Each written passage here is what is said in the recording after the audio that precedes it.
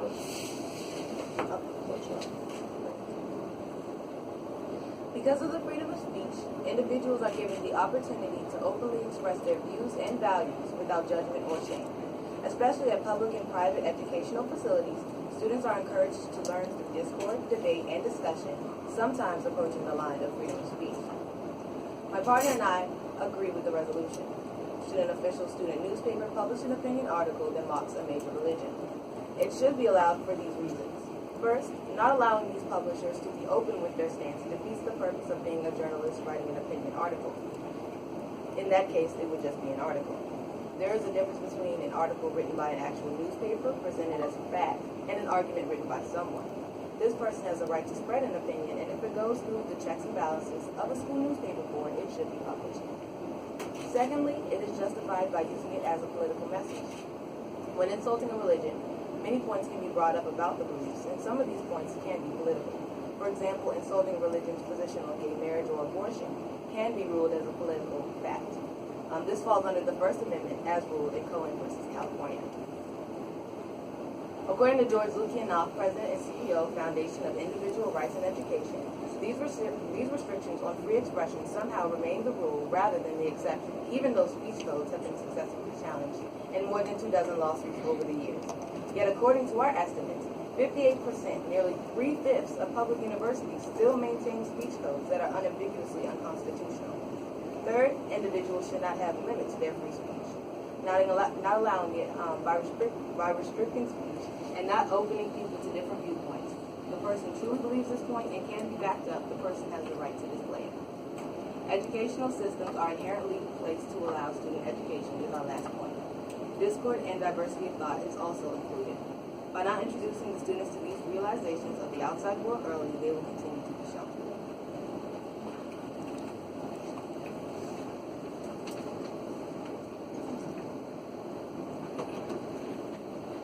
Hi guys, I'm Daniel from Walton High School.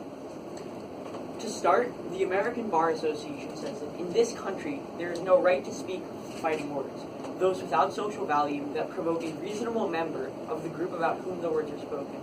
However, we are asked whether this article should be published at all, not whether it's allowed. Essentially, even if they can publish it, that doesn't mean they should publish it. Therefore, we have to talk about the substantive effects of publishing this article. First of all, hate speech legitimizes and encourages violence. When a school newspaper publishes this article, they are not only denouncing and eviscerating millions of people simply for holding a specific faith, they are saying that members of that religion can and should be ridiculed. This is to say they are worthy of lesser treatment, worthy of violence, and worthy of oppression. When this speech is brought into the mainstream discourse, people begin to feel it is acceptable to hold those views, and they will proliferate throughout society. Second, hate speech disrupts learning environments. When you fear mockery simply by virtue of your faith, you are not learning to your full capacity. Colleges are places of learning, and sheer bigotry should not be prioritized over that. This is exactly the problem with hate speech. It forces oppressed groups into the shadows, which is especially harmful in the case of a college, where you are learning and gaining the intellectual skills you will use throughout your life. Third, hate speech on campuses crowd out legitimate discussion, so the article wastes time on a viewpoint that no one feels is worth debating. This is not some sort of political message. It's questioning whether people can be intelligent simply because they hold a faith. Therefore, it should not be published because it crowds out educational and useful policy discussion, real political speech. Thus, the article only serves to enrage the insulted ethnicity and cause a pointless politicized back and forth in which we gain nothing when we could be creating a meaningful conversation about a balance between civil liberties and respect. For these reasons, we are proud to stand against today's resolution.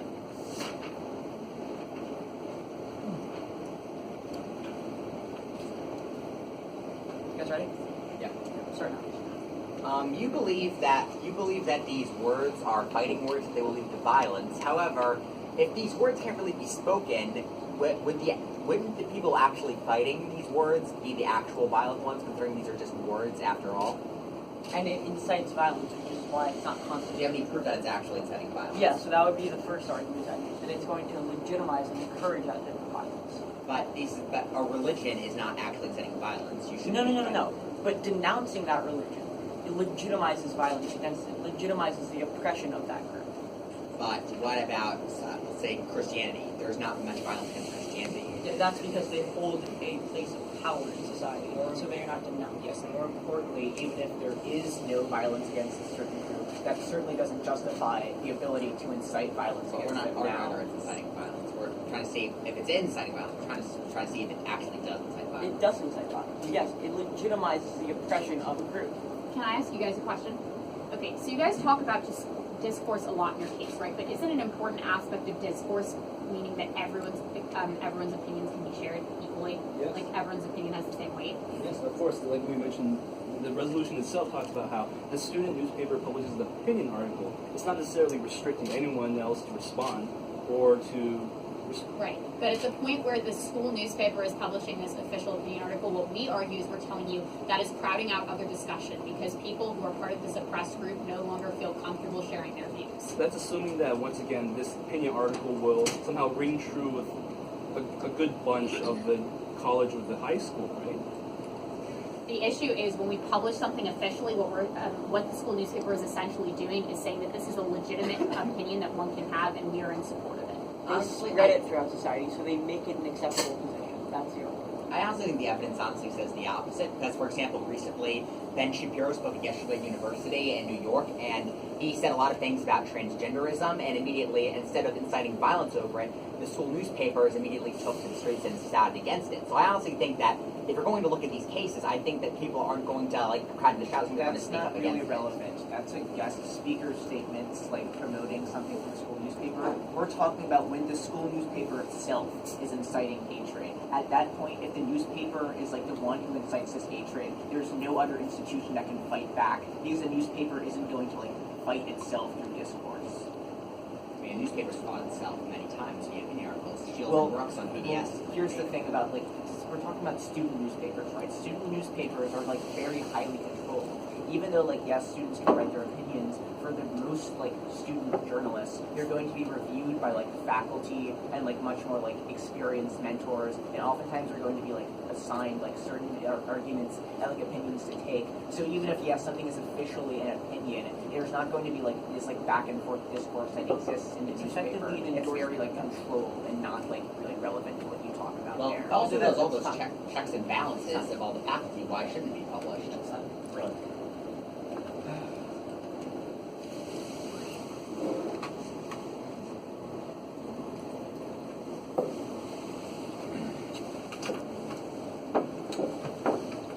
My name is Vincent Lee, and I'm from Wilson High School.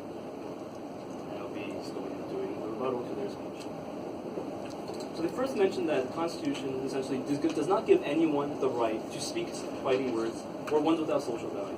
However, first of all, we have to remember that oftentimes the speech often uttered by those who are held by society as the ones who are bigoted, ignorant, or racist are often the ones that are often the vocal minority and does not represent the entire group as a whole, which goes back to their first main point about hate speech legitimizes violence, and how, due to the fact that the student newspaper is publishing this, it implies that religious should be susceptible to ridicule. However, once again, I would like to mention it is an opinion article, and like any other newspaper, school or not, opinion articles don't necessarily represent the viewpoint of the entire newspaper, or the entire office, or in this case, the entire school body. The second main point was how hate speech disrupts learning environments, and how colleges and high schools are places of learning. Obviously, we're not going to say that's wrong. However, bigotry should not be present. At the same time, bigotry, ignorance, and racism is inherent in all people.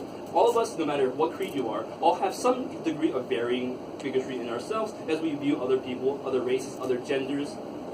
And way too often, those with the views deemed both the most offensive and bigoted are only the vocal minorities of large groups. Nowhere in this certain situation are we saying that a large portion of the majority or the student body is doing anything, inciting violence, fighting certain members of this minority group or any religious group.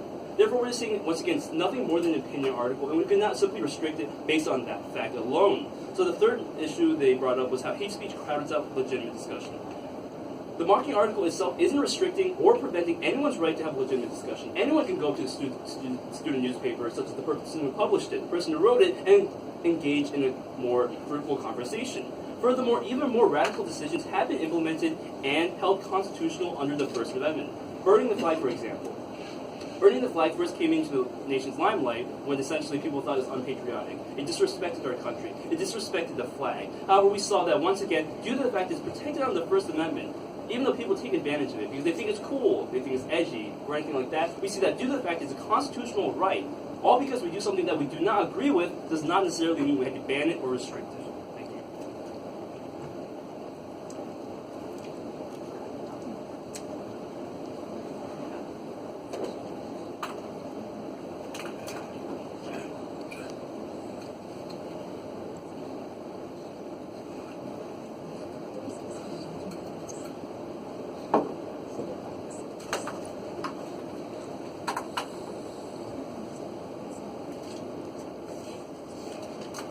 My name is Ellis London. I'm a senior at Walt Whitman High School, and I will be giving a rebuttal for the comment team. Let's think about the beginning of their case. They tell you that free speech is necessary for discourse, but the problem with this is, when our founding fathers gave us the right to free speech, they didn't give it to blindly defend the two words free and speech. They gave it to give people a better quality of life and ensure that people live peacefully. Therefore, we should not just be looking to this blind following of the principle of freedom of speech. We need to look to actual people. Thus, we need to be considering how this article affects the people it mocks. With that being said, we need to look to their first argument. They try and tell you about the journalistic merit of this article because it's an opinion piece, distinct from a regular report. Now, this might be true, but in a student newspaper, opinion writers are still very restricted. Opinion writers are often overseen by faculty advisors, and most importantly of all, that when the school chooses to publish someone's opinion, even if they say it's not our opinion, by publishing that opinion, they concede it is an idea worthy of being spread. And by spreading this idea, they have to take a stake in admitting that they are responsible for the proliferation of this idea. Don't let them tell you that the school becomes unaffiliated with hate speech. When a school newspaper publishes hate speech, the school promotes it. Their second argument is about political beliefs, and it's good to promote political beliefs through mocking religion. First off, I argue that schools aren't a politicized body, so they really don't have any right to do this. They're supposed to be impartial, and they shouldn't promote one single political viewpoint. They should abstain from this because it doesn't represent the students. But more importantly, let's look to this third argument they give you. They try and tell you that it's important to protect everybody's viewpoint and everyone should be able to discuss things. This might be true, but we shouldn't just blindly follow the principle of free speech and the idea of protecting everyone's viewpoint. The whole point of protecting viewpoints is to make students and all people feel welcome in our society. But if we are promoting viewpoints that really have nothing substantive to offer, while all the while crowding out and shutting down other people who feel insulted and feel mocked by their own school, somewhere they should trust, this isn't a viewpoint worth protecting. Finally, they tell you that schools are inherently for discourse, but I'd argue that we shouldn't be promoting mockery as legitimate political discourse. This is an article intended to insult, not to inform. That's not discourse.